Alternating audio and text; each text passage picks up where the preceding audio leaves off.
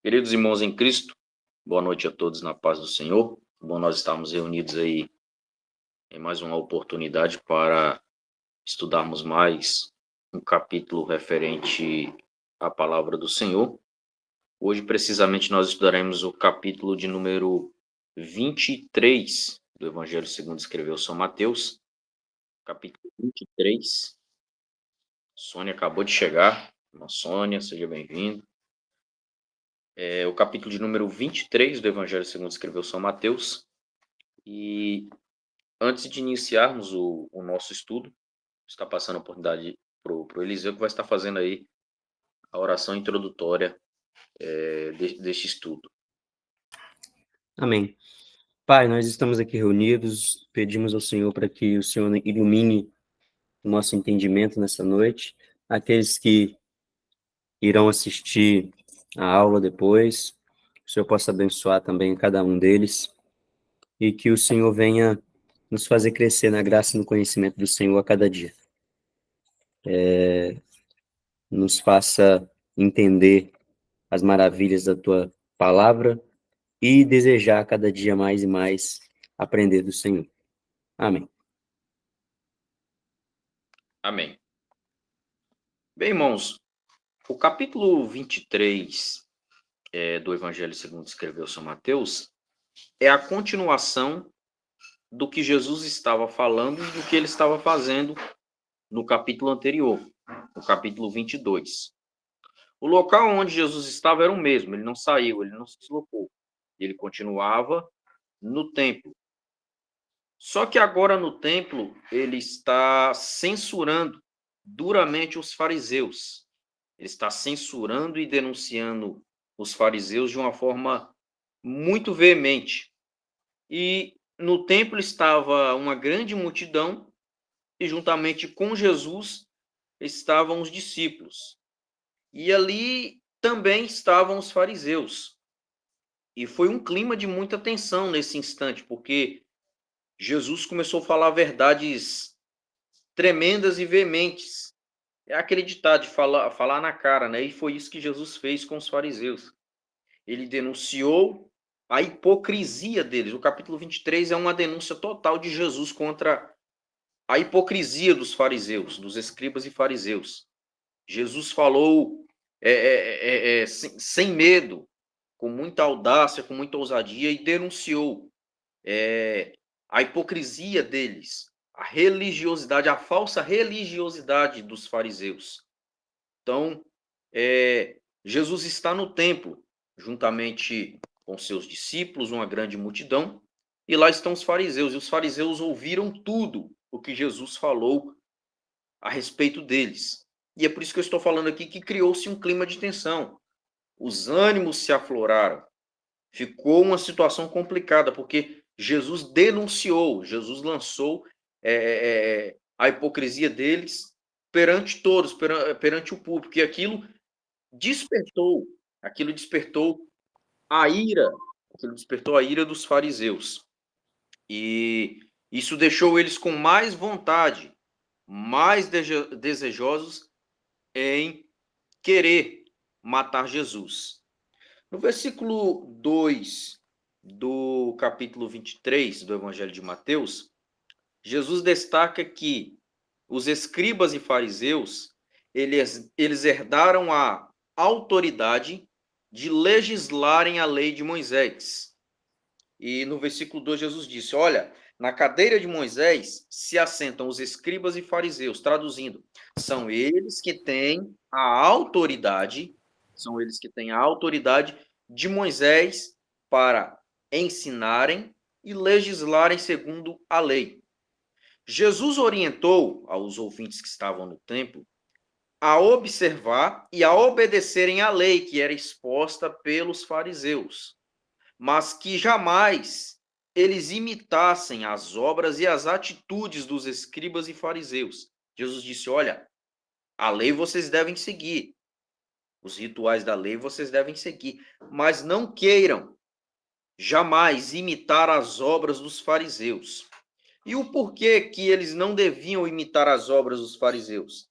A resposta está no versículo de número 4. que Jesus diz da seguinte forma: porque eles atam fardos pesados e difíceis de suportar, e os põem nos ombros dos homens, mas eles nem com seu dedo querem movê-los. Então, os fariseus, eles inventavam tantas regras, tantos preceitos religiosos, era tanta coisa que eles só jogavam para o povo, mas eles mesmos não seguiam. Eles jogavam fardos religiosos terríveis nas costas do povo, mas eles não cumpriam absolutamente nada. E olha o que Jesus diz: eles atam a fardos pesados e difíceis de suportar e coloca sobre os ombros dos homens, é nos ombros das pessoas. A Jesus diz: mas eles nem mesmo com o seu dedo querem movê-los. Então, traduzindo, a religiosidade é para eles. Para a gente, não. A gente vai viver na hipocrisia, fingindo que está cumprindo todo esse excesso de religiosidade que a gente está destacando para vocês, o que a gente está ensinando para vocês. Então, os fariseus, eles tinham uma prática exacerbada de uma religiosidade que estava calçada sobre uma falsidade, sobre a hipocrisia. E Jesus denunciou essa situação. Eles inventavam tantas regras, tantos preceitos religiosos, e eles não seguiam absolutamente nada, era só o povo que tinha que seguir. Os fariseus, eles gostavam muito, no linguajar bem brasileiro, eles gostavam muito de se amostrar. Eles exibiam uma falsa piedade. Eles gostavam de destaques. Eles gostavam dos primeiros lugares nas festas. Isso tudo era Jesus que estava falando. Vocês gostam de passar uma falsa piedade, mas de piedade vocês não têm nada. Vocês gostam de estar nos primeiros lugares das festas. Vocês gostam dos principais lugares das sinagogas. Tudo isso para enfatizar e destacar não a piedade de vocês, mas a falsa religiosidade que vocês têm. Vocês são hipócritas. Era isso que Jesus estava dizendo para os fariseus. No versículo de número 5, Jesus diz da seguinte forma: mas todas as suas obras eles fazem para serem vistos pelos homens. Eles fazem os seus filactérios mais largos e aumentam as orlas das suas vestes. Então, os fariseus, eles queriam destaque, eles queriam ser os melhores, eles queriam proeminência, eles transmitiam uma falsa piedade perante o povo. E Jesus disse no versículo 5, olha só o que Jesus disse: mas eles fazem tudo isso para serem vistos. Eles fazem que os seus filactérios sejam mais largos e aumentam as orlas das suas vestes. Duas coisas ditas por Jesus nesse versículo 5 devem ser destacadas para título de conhecimento. O primeiro é filactério. O que é filactério? Filactério era uma espécie de caixa ou uma caixinha que possuía pequenas tiras dentro dela. Pequenas tiras dentro dessa caixinha. E onde nessas tirinhas de couro estavam escritas porções das escrituras. Não era toda a escritura, mas algumas porções específicas das escrituras. E que porções eram essas? Eram as referências de Êxodo, capítulo 13, do versículo 1 ao 10, Deuteronômio 6, do 4 ao 9, e Deuteronômio 21, do 13 ao 21. Essa caixinha, ela era amarrada no meio da testa e no braço esquerdo do judeu. Tudo isso para cumprir um mandamento. Eles faziam isso para cumprir um mandamento, segundo eles, de Deuteronômio, capítulo de número 6. Vou até ler essa referência. Deuteronômio, capítulo de número 6, versículo de número 8. Deuteronômio 6 e 8 diz assim: e levarás atadas como sinal em tua mão, e elas serão como testeiras entre teus olhos. No versículo 7, que é a descrição anterior, para a gente entender, o texto diz: e as ensinarás diligentemente a teus filhos, e falarás dela, quando te assentares em tua casa, e quando andares pelo caminho, e quando te deitares, e quando te levantares. Então, aqui está falando a respeito da lei de Moisés. Então, os fariseus interpretavam da seguinte forma: a lei tem que estar atada ao nosso braço esquerdo e no meio da nossa testa. Então, o que eles fizeram? Fizeram uma caixinha, colocaram esses textos, os textos que mandam guardar a lei, que é de Êxodo 13, do 1 ao 10, Deuteronômio 6, 4 ao 9, 21, 13 ao 21. Do lado esquerdo, eles colocavam o filactério, essa pequena caixinha, com o objetivo de mostrar que a lei estava ligada ao coração. E entre os olhos, ou no meio da testa, para mostrar que ela era o guia. Essa caixinha, ou esse filactério, era amarrado no meio da testa e no braço esquerdo, e eles usavam no instante da oração. Os judeus usavam no instante da oração. Até aí tudo bem que é uma questão cultural, uma questão bastante peculiar dos judeus, uma questão religiosa deles. Só que na situação dos fariseus, se o filactério era pequenininho, eles colocavam um caixote no meio da testa e no braço esquerdo para destacar o filactério maior do que todos, na testa e no braço esquerdo, para que assim eles fossem notados. Nossa, o filactério dos fariseus é o maior que tem. Eles queriam causar, eles queriam ser o destaque, eles queriam ser, eles sempre queriam palco, eles sempre queriam dar o show deles. Quando iam fazer as orações deles, os filactérios deles eram maior. Eles queriam os primeiros lugares, eles queriam os primeiros assentos, eles queriam ser chamados de mestre. Eles sempre queriam honradez, honras e honras para eles. E Jesus estava falando, eles passam uma imagem de piedosos, de bonzinhos, de pessoas humildes, mas na verdade eles não são humildes, eles estão buscando glória para si. Eles são falsos religiosos que querem a glória para si e querem se aproveitar dos outros. Então Jesus fala sobre filactérios e também sobre as orlas das suas vestes. Segundo a lei de Moisés prescrevia que os judeus piedosos deveriam usar na orla de sua veste, os judeus piedosos que iam para a oração, deveriam usar na orla de suas vestes um cordão azul, como símbolo de piedade. Essa ordenança está registrada em Números, capítulo de número 15, versículo de número 38 e 39. Números, capítulo de número 15, versículo 38 e 39, diz assim: Fala aos filhos de Israel e dize-lhes que nas bordas das suas vestes façam franjas pelas suas gerações, e nas franjas das bordas ponham uma faixa azul, e nas franjas essa faixa estará, para que o vejais e vos lembreis de todos os mandamentos do Senhor, e o cumprais, e não seguireis após o vosso coração, nem após os vossos olhos, após os quais andais adulterando. Então, toda vez que uma pessoa ia para a oração judeu, ia fazer o ritual de oração, ele tinha que colocar na orla das suas vestes um cordão azul.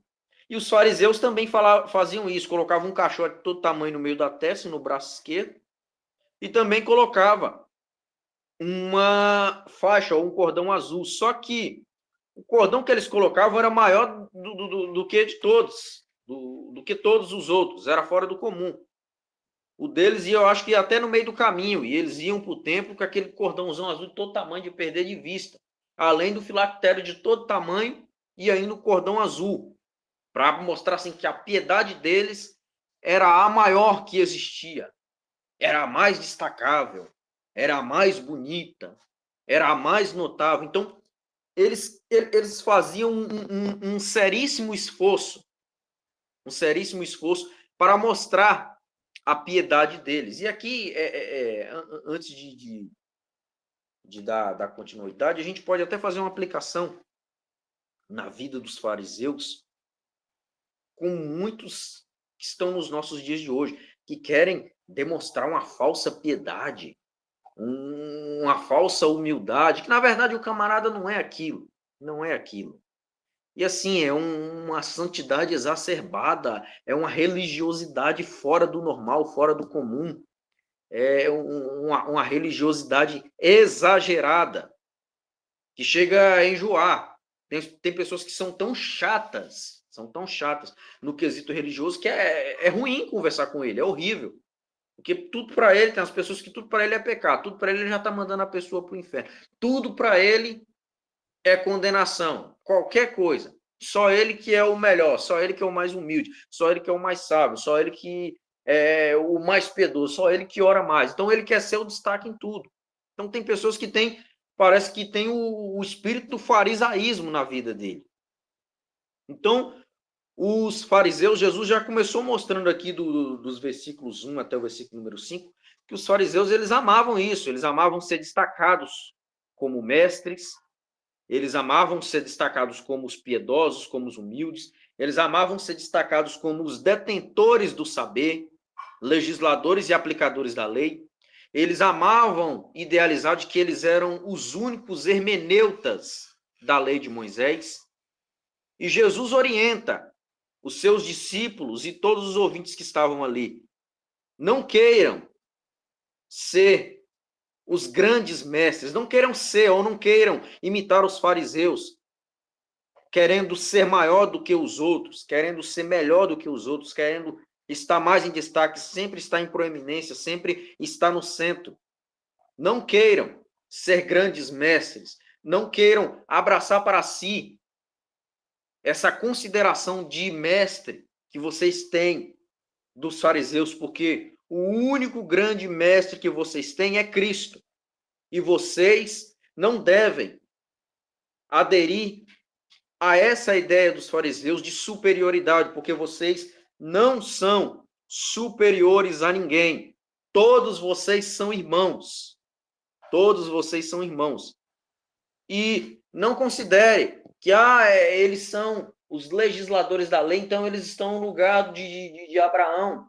E como eles estão no lugar de Abraão, a gente pode considerar eles também como nosso pai. Jesus diz: a ninguém vocês consideram, ou considerem como pai. Não tem esse sentimento de que eles são o pai de vocês, porque eles legislam na lei. Pai no sentido aqui da lei, da liturgia, da aplicação. Não considere eles como pai, porque o único pai que vocês têm é o próprio Deus. É o próprio Deus. E aqui Jesus quebra a situação ou a lógica humana em contratempo ou em contraponto, melhor dizendo, com a lógica do céu. Na lógica humana, o camarada tem que ser maior do que todo mundo para ele ser o destaque. Mas Jesus cita a lógica do reino no versículo 11 e 12 do capítulo 23. Mas o que for maior dentre vós, esse será o vosso servo. E aquele que a si mesmo se exaltar será humilhado. E aquele que a si mesmo se humilhar será exaltado. Essa é a lógica do reino. Aquele que é maior se torna servo. E aquele que é menor se torna maior. E, em contrapartida, a lógica do homem é: aquele que é maior é o que domina. E o que é menor é o mais miserável, é o mais humilhado. E na lógica do reino é: o que é o humilde, o que não busca para se destaque, esse será o maior no reino dos céus. A religiosidade dos fariseus era tão extremada, que eles fechavam o acesso ao reino dos céus, aos homens, e eles também não entravam. Eles não entravam como também não deixavam ninguém entrar, por causa das suas leis e dos seus preceitos. Eu acho que é assim também nos nossos dias, com essa questão de tantas aplicações de costumes em igreja que são fora de padrões bíblicos, que não tem um quadro bíblico. E às vezes tem pastores que estão fechando a porta do céu, não está deixando ninguém entrar, e ele também não entra, por causa da religiosidade exacerbada. E assim também os fariseus faziam. Assim também eles faziam. Eles não entravam no céu por causa da sua hipocrisia e também não deixavam ninguém entrar, porque eles impunham tanta coisa, não pode isso, não pode aquilo. Para entrar no céu tem que fazer isso, isso, isso, isso. Se tropeçar numa mínima coisa, está acabado, já está condenado, já está mandado para o inferno. E era tanta coisa que ninguém dava conta de cumprir toda essa esse compêndio de religiosidade, não sabendo eles que para entrar no céu é necessário a humildade, se humilhar perante o Senhor e andar no centro da sua vontade, e não cumprir uma tabela exacerbada de segmentos ou de segmentação religiosa. No versículo de número 14, Jesus diz o seguinte: ai de vós, escribas e fariseus, hipócritas, porque devorais as casas das viúvas, e sob pretexto fazeis longas orações, e por isso vocês vão receber maior condenação. A partir do versículo 14, Jesus começa a citar uma série de ais, e sempre direcionados para os fariseus. Ai de vós, fariseus, por causa disso. Ai de vós, fariseus, por causa daquilo. O ai é um sentido de juízo, porque o juízo de Deus iria vir e iria pairar sobre eles por causa das suas práticas e por causa de suas atitudes. No versículo 14, duas coisas devem ser destacadas aqui, também para título de conhecimento. Olha só o que Jesus diz: ai de vós, escribas e fariseus, porque vocês devoram a casa das viúvas e, com pretexto, fazem longas orações. Aqui, os fariseus arrogavam para si da seguinte forma: o conhecimento geral da lei. Eles falavam: olha, nós temos todo o conhecimento geral da aplicabilidade da lei. E assim eles visitavam a casa das viúvas e jogavam essa ideia para elas: olha, não, fica tranquilo, você tem sua propriedade e tal, pode deixar na nossa mão que a gente vai resolver a sua situação, porque a gente tem o conhecimento da lei, nós somos os intérpretes da lei, nós somos os hermeneutas da lei, nós somos os caras que podemos resolver a sua situação.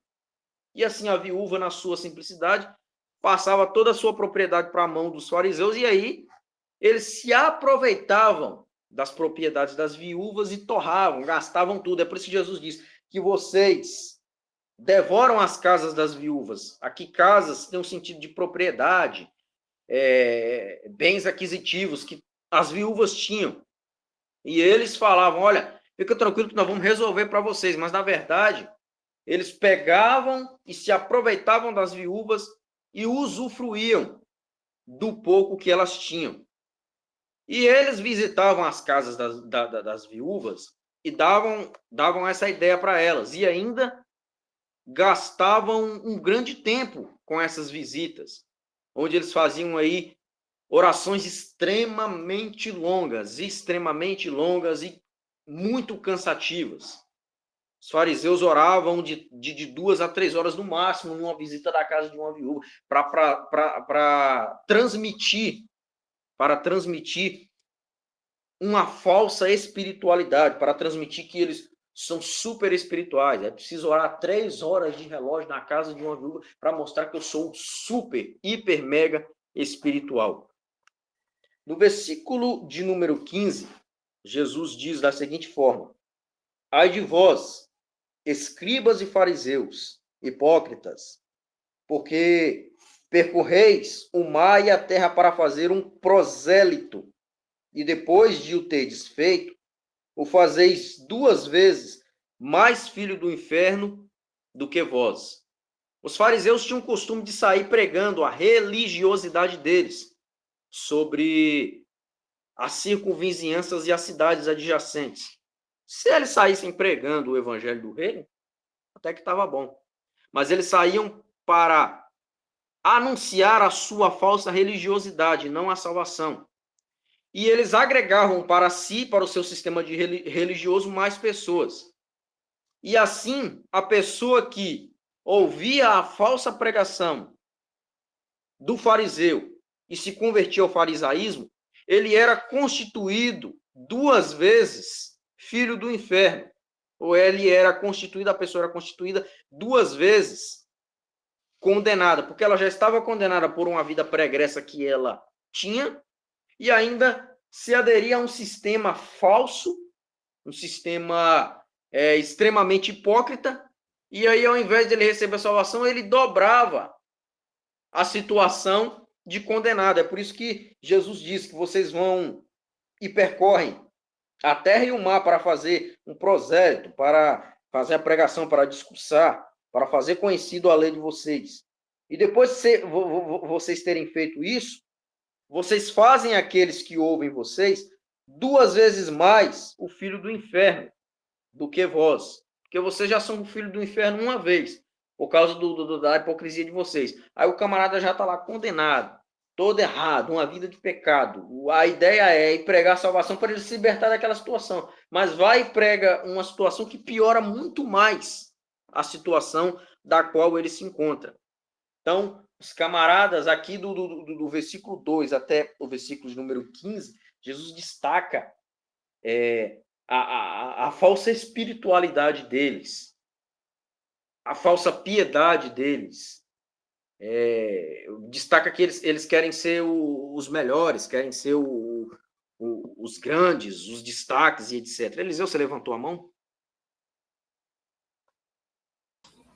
Sim, essa questão de Jesus falar tanto ai assim, né?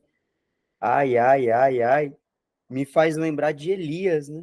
Porque Elias é o camarada do Antigo Testamento que quando a gente olha, ele vive falando ai, né? Ai daqueles que puxam a iniquidade, ai daqueles que ajuntam casas e casas, ai daqueles que são sábios aos próprios olhos, ai daqueles que ao mal chamam bem, né? E ao bem chamam mal. Só que esse Elias, ele chega um momento que ele tem um encontro com o próprio Deus, né? E a partir desse momento ele começa a falar, né? Ai de mim, né? Ele chega a falar ai de mim. E a fala de Jesus, principalmente a do versículo 14, né? Parece muito com o trecho que Elias ele fala lá quando ele profetiza contra Israel, lá no capítulo 10 de Isaías, que diz assim: ai dos que decretam leis injustas, dos que escrevem decretos opressivos. Aí olha o 2: para negarem justiça aos pobres, para privarem do seu direito os aflitos do meu povo, a fim de despojarem as viúvas e roubarem os órfãos. Então, essa atitude dos fariseus, ela não é uma atitude nova, né? Os fariseus não estão inovando ali na arte de explorar as viúvas, de devorar a casa das viúvas. Não, Elias mesmo já tinha profetizado sobre isso, né? Mas agora vem um que não é um homem que se encontra diante de Deus e fala ai de mim, né? Quem agora está falando é o próprio Deus, né? É o próprio Filho de Deus, é o próprio Jesus, ele em sua perfeição acusando aqueles homens, né? Não é mais Elias um ser humano que falava em nome de Deus, mas querendo ou não era falho, né? Agora é um homem perfeito expondo as más obras dos fariseus, né?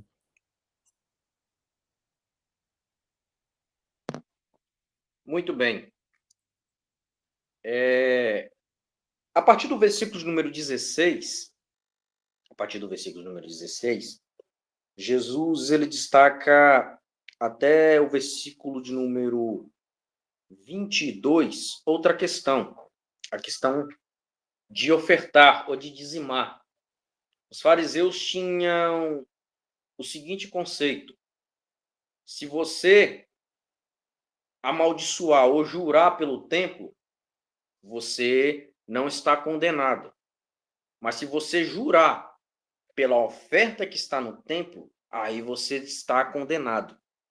Se você jurar pelo altar do templo, você não está condenado. Mas se você jurar pela oferta que está no altar do templo, aí você está em condenação. Aí Jesus diz no versículo número 19: tolos e cegos, porque qual é maior? Ou qual é maior? A oferta ou o altar que santifica a oferta? Porque eles diziam, não, se você amaldiçoar o altar e não amaldiçoar a oferta, não tem problema. Agora, se você amaldiçoar a oferta que está no altar, aí você está incorrendo condenação para a sua vida. Portanto, o que jurar pelo altar, jura por ele, e por todas as coisas sobre ele. E o que jurar pelo templo, jura por ele e por aquele que nele habita. Portanto, Jesus diz: vocês estão fazendo caso do item que compõe o altar, e não do altar em si que santifica a oferta. Que a maior proeminência é isso. É o templo, é o altar que santifica a oferta, e não é a oferta que santifica o altar. Tem muita gente que acha que não, tudo muda se eu der o meu dízimo, tudo muda se eu der a minha oferta. Claro que o dízimos e ofertas é uma ordenança divina, isso aí é indiscutível. Mas tem gente que pensa como fariseu, não, mas o que vale é o meu dízimo. Eu dou o dízimo, então eu já tenho um lugar garantido no céu. Coisa que o dízimo paga um terreno para ele no céu. Então os fariseus, os camaradas, só pensavam no dinheiro. Eles eram hipócritas, transmitiam uma falsa espiritualidade, eram aproveitadores, por causa da questão das viúvas, eram aproveitadores, como também eram os camaradas que só pensavam em dinheiro. No versículo 23 de Mateus, Jesus diz: ai de vós, escribas, ai de vós, escribas e fariseus, hipócritas, porque pagam o dízimo da hortelã, do endro e do cominho, e tendes omitido as questões importantes da lei, o juízo, a misericórdia e fé. Essas coisas vocês devem fazer e não deixar as outras. Vocês devem fazer essas coisas, mas não omitir as outras. Então, os fariseus, eles tinham um costume de dar o dízimo de tudo, tudo mesmo. Eles tinham o costume de dar o dízimo de tudo, do hortelã. Se eles tivessem uma quantidade de hortelã, tinha que tirar uma 10ª parte. Do endro, do cominho, que eram plantas usadas para serem aromatizantes, como também temperos. E eles faziam tudo, eles davam oferta das mínimas coisas. Jesus destaca aqui o endro, o cominho e a hortelã, para mostrar, vocês dão o dízimo, vocês dizimam até das mínimas coisas que vocês têm. Mas vocês se esquecem da misericórdia. É aqui que dá uma base do dízimo para o Novo Testamento, para a Era da Graça. Em momento nenhum, Jesus disse: não, vocês não podem dar o dízimo. Olha o que Jesus disse para os fariseus: vocês devem fazer isso, vocês devem dar o dízimo, mas não devem se esquecer de praticar a misericórdia, porque vocês dão o dízimo, vocês dizimam de tudo que vocês têm, nos mínimos detalhes, mas se esquecem de praticar a misericórdia. Então, vocês devem fazer isso, vocês devem dar o dízimo, mas não se esqueçam de praticar a misericórdia. Aí Jesus fala que eles são guias de cegos, eles coam um mosquito e engolem um camelo. É a famosa imagem do santarrão, versículo 24 de Mateus, capítulo 23, e aqui parece que eu estou vendo o santarrão, que é coar um mosquito e engolir um camelo. Uma coisinha ele faz virar um coisão, um pernilongo ele faz virar um elefante. É o famoso pseudo-santarrão. Ai de vós, versículo 25, escribas e fariseus, hipócritas, porque vocês têm o ritual de limpar o lado de fora do copo e do prato, mas por dentro de vocês estão cheios de extorsão e transgressão. Jesus estava falando isso tudo olhando para eles. Vocês têm o costume de lavar muito bem, de tomarem banho, de ter esse ritual todo, de na hora de comer, de lavar o copo, de lavar o prato, muito bem limpo, mas dentro de vocês estão completamente sujos. Você é um cego, Jesus diz no versículo 26, vocês são cegos. Limpa primeiro o que está dentro do copo. Aqui ele está fazendo uma alusão a eles. Limpa o que está dentro de vocês, para que depois, do lado de fora, esteja tudo limpo também. Vocês querem passar uma imagem de perfeitos, de santos, dos mais bonitos e tal, mas por dentro vocês estão imundos. Ai de vós, versículo 27, escribas e fariseus, hipócritas, porque vocês são semelhantes a sepulcros caiados. Aqui Jesus surrou eles. Vocês são semelhantes a sepulcros caiados. Um sepulcro ele é bonito, todo formoso, todo bem paramentado, mas por dentro estão cheios de ossos de homens mortos. e toda sorte de imundície. Assim vocês também são, versículo 28. Vocês querem parecer exteriormente justos, perfeitos, santos, mas vocês se assemelham a um sepulcro caiado, porque por dentro de vocês está toda sorte de hipocrisia e iniquidade. Vocês se assemelham a um sepulcro caiado. Sepulcro, se você olhar ele, ele é bonito, bem feito, bem paramentado, uma pedrona de mármore luxuosa, mas dentro do sepulcro que abriga é imundície, toda sorte de podridão. E Jesus comparou assim aos escribas e fariseus. Aí no 29 ele diz: ai de vocês, fariseus hipócritas, porque vocês edificam as ideias de vocês sobre o túmulo dos profetas e enfeitam o sepulcro dos justos. Eles querem construir uma pseudo-justiça sobre o sangue que foi derramado, o sangue dos justos. O sangue dos justos. E o versículo 30, e dizeis, se existíssemos nos dias dos nossos pais, se a gente vivesse naquela época dos nossos pais, nós não teríamos nos aliados com eles para matarem os profetas. Aí Jesus diz, quando vocês falam isso, versículo 31, vocês testificam contra vocês mesmos, porque vocês são os filhos daqueles que mataram os profetas. Vocês também têm uma parcela de culpa, porque vocês estão agindo semelhante àqueles, os seus pais, que mataram os profetas. Então, a medida da iniquidade de vocês está sendo medida a mesma forma da iniquidade dos vossos pais, que também perseguiram e mataram os profetas. 33, vocês são serpentes. Aí Jesus escracha com eles, vocês são serpentes, víboras. Como que vocês acham que podem escapar da condenação do inferno com essa falsa religiosidade de vocês? Vocês são serpentes, vocês são traidores, vocês são sepulcros caiados. Acho que Jesus estava com muita raiva no dia que ele falou isso. Vocês são sepulcros caiados, vocês passam uma falsa religiosidade. E eu acho que é essa mesma ira que Jesus tem quando ele vê uma pessoa hipócrita na igreja, uma pessoa que quer aparentar uma coisa que ele não é, ao invés dele se aprumar e se consertar na presença de Deus, ele quer aparentar uma imagem de santarrão, de perfeitão, de humilde, sendo que ele não é nada daquilo. Ele não é nada daquilo. E o interessante aqui é Jesus ele abordando temas bem presentes hoje, né? Como você falou, dos santarrões aí. Quantas igrejas hoje você não pode mais pregar em determinados temas?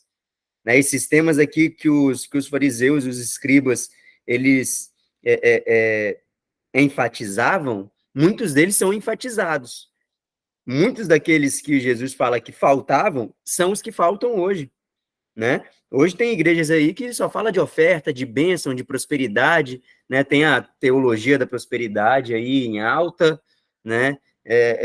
No mesmo rumo do que os fariseus e os escribas estavam fazendo com relação ao dízimo, né? Não, olha, vamos dar o dízimo de tudo, da hortelã, do endo, do cominho, vamos dar o dízimo de tudo.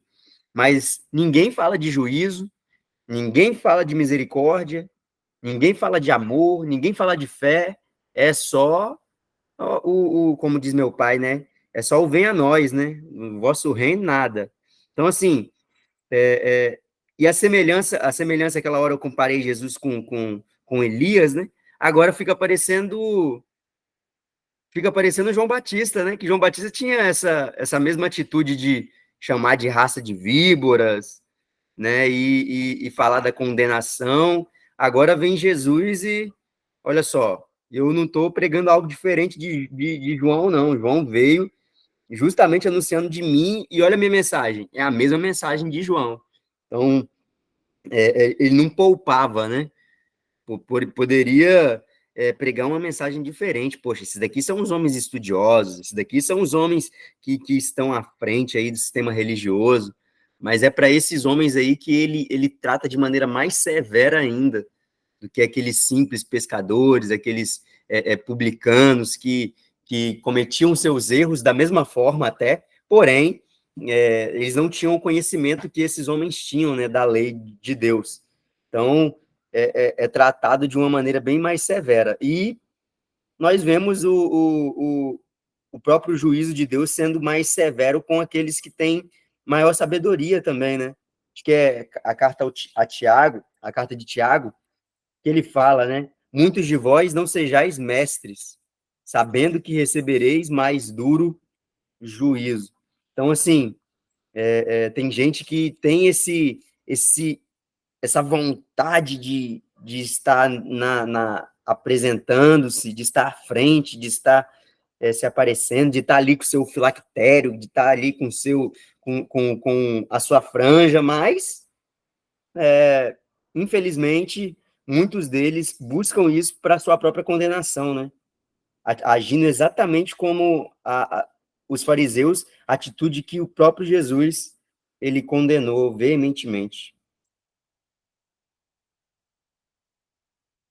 Muito bem pontuado, Eliseu, essa sua fala. Versículo de número 34. Portanto, eis que eu vos envio profetas, homens sábios e escribas, e alguns deles vocês matarão e crucificareis, e outros vocês açoitareis nas suas sinagogas, e os perseguireis de cidade em cidade, para que sobre vós, vocês vão fazer tudo isso, vocês farão tudo isso, vocês são serpentes, vocês são homens malignos, vocês dão uma imagem de bonzinhos, de espirituais, de piedosos, mas os meus que eu vou enviar, os meus sábios, os meus escribas, os meus doutores, que vão pregar a minha palavra com profundidade, vocês vão perseguir, vocês não vão concordar com eles, vocês vão matar, vocês vão crucificar, vocês vão açoitar alguns deles na própria sinagoga de vocês, e vão perseguir todos eles de cidade em cidade. Isso a gente vai ver na era da história da igreja, em Atos dos Apóstolos, os apóstolos sendo perseguidos, sendo levados ao Sinédrio, para serem condenados, para serem inquiridos, para sofrerem penalidade por pregarem o evangelho com sabedoria e com ousadia. Mas Jesus diz, vocês vão fazer tudo isso para que sobre vós, versículo 35, possa vir todo o sangue justo que foi derramado sobre a terra. Vocês vão perseguir, vocês vão derramar sangue, mas esse sangue vai ser cobrado.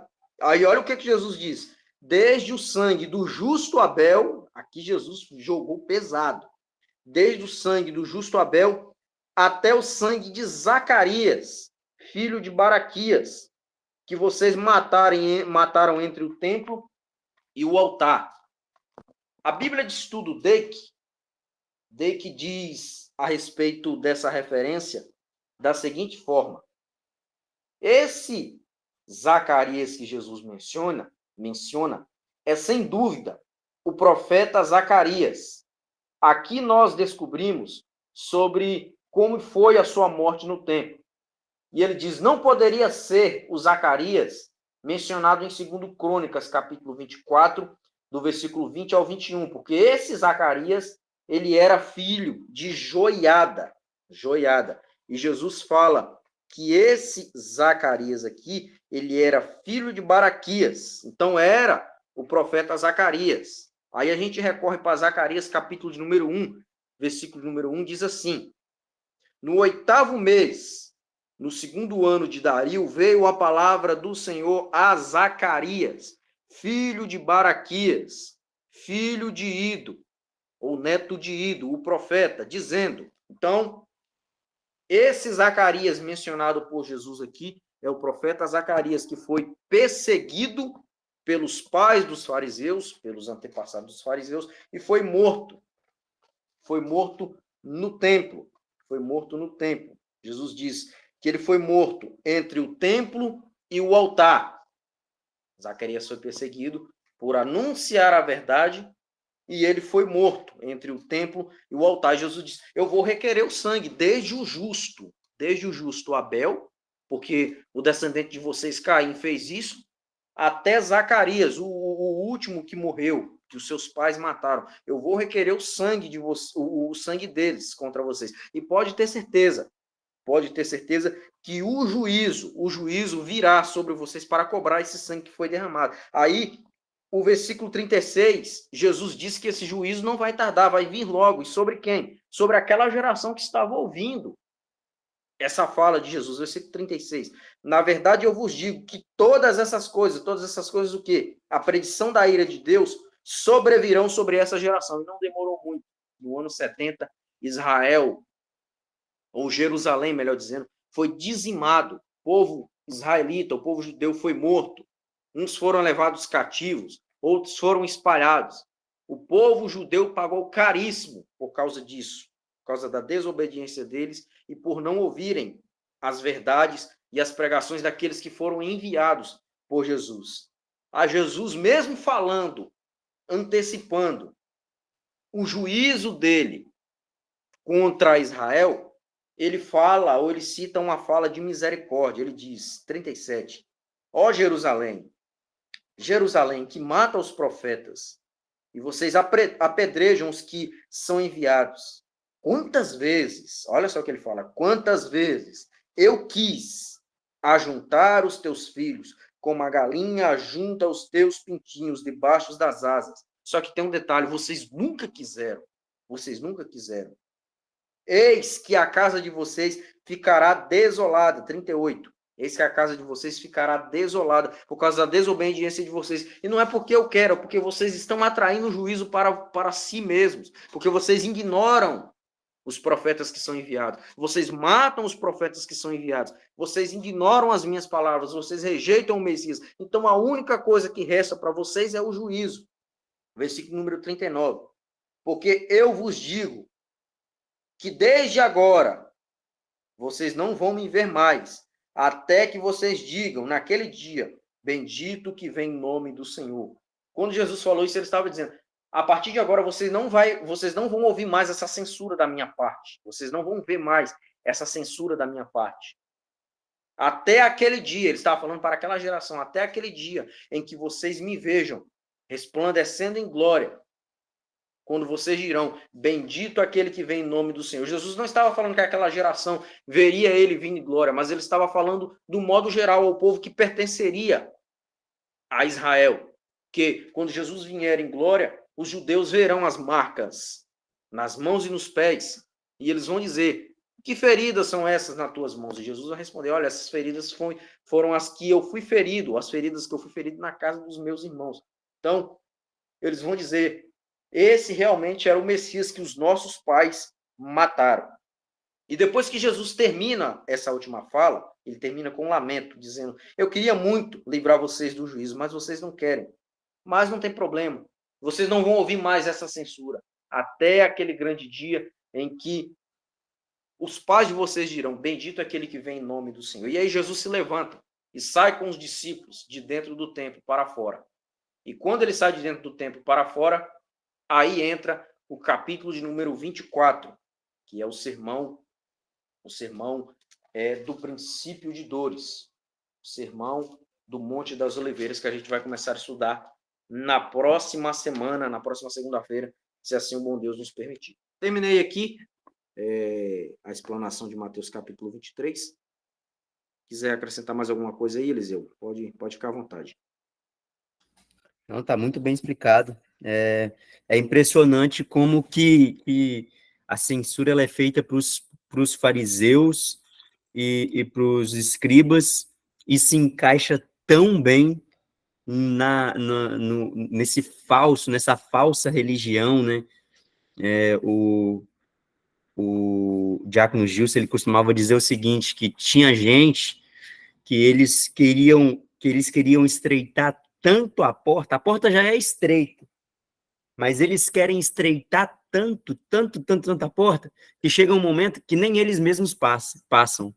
Então, assim, já é difícil chegar ao céu, já é difícil negar a nós mesmos, né? E tem gente que quer tornar essa peleja ainda mais difícil do que já é, né? Como você falou, tudo é pecado, nada pode, né? Você não pode, você tem que ser aquele pobrezinho que não tem nada, que não pode usufruir de nada, que não pode rir, não pode contar uma história, não pode se alegrar com os amigos, não pode festejar. Por quê? Porque se fizer isso, você está deixando de ser humilde, você está deixando de honrar a Deus, você está deixando. E não é isso que a gente vê, né, com Jesus. Jesus participando de festa, Jesus ele comemorando ali com os seus discípulos, né, mesmo estando em prestes, né, e na semana mais crítica da vida, mas mesmo assim ainda tem um tempo para poder acalentar os discípulos, e, enfim, né, quanta semelhança não há entre esses fariseus, entre esses escribas e muitos dos que se dizem cristãos hoje, né? Esses homens, eles não seguiam a Jesus, mas eles diziam que seguiam a Deus. Hoje em dia, aqueles que se dizem seguir a Jesus, né? Mas, infelizmente, o comportamento deles se assemelha muito mais aos escribas e fariseus do que ao próprio Jesus. Eu cheguei a falar hoje numa aula, né, eu estava comentando com os alunos, e aí um dos meninos, eu perguntei sobre a religião deles, e um dos alunos falou assim, né, eu sou católico não praticante, né, infelizmente eu tive que falei assim, olha, a maioria dos cristãos são não praticantes, porque muitos cristãos, eles falam muito de Jesus, mas se parecem pouco com Jesus, né? Esses homens, eles falavam muito da lei, eles conheciam muito da lei, tanto é que dentre eles que Jesus, ele tira, né, Paulo para poder ser o homem a quem usaria depois de sua morte ali, mas, infelizmente, pregavam corretamente, porém viviam de maneira distorcida, né? Eles deveriam ser exemplos para seguir o que eles falavam, mas não como eles agiam. E muitos são assim hoje, né? Os cristãos ensinam sobre Jesus, falam sobre Jesus, né? E pregam sobre Jesus, porém, quando você vai ver a vida dele, pouco tem de Jesus, né?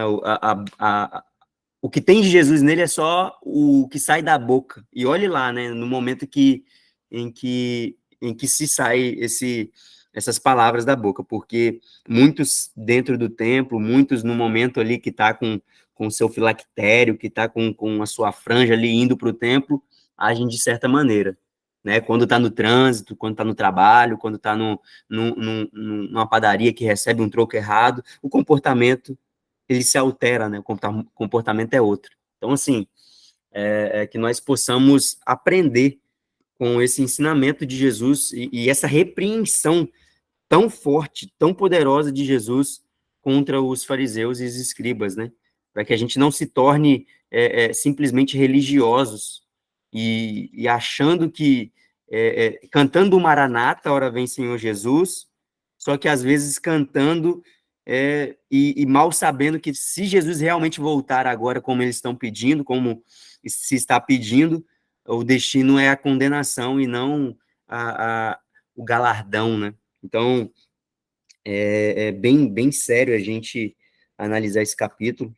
Agora nós vamos entrar nesse capítulo 24, que é um capítulo bem difícil, mas que Deus possa iluminar aí semana que vem, que Deus possa abençoar também para o pessoal participar bastante.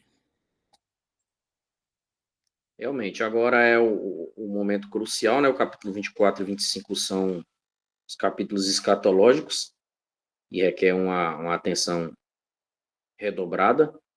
Agora Jesus vai falar coisas profundas e poderosas a respeito do futuro do mundo e do futuro tanto de Israel como também do mundo gentílico. Então, eu fecho aqui esse estudo do capítulo 23 e eu gosto sempre de fazer o ouvinte, o estudante da palavra, viajar naquele momento, naquele instante.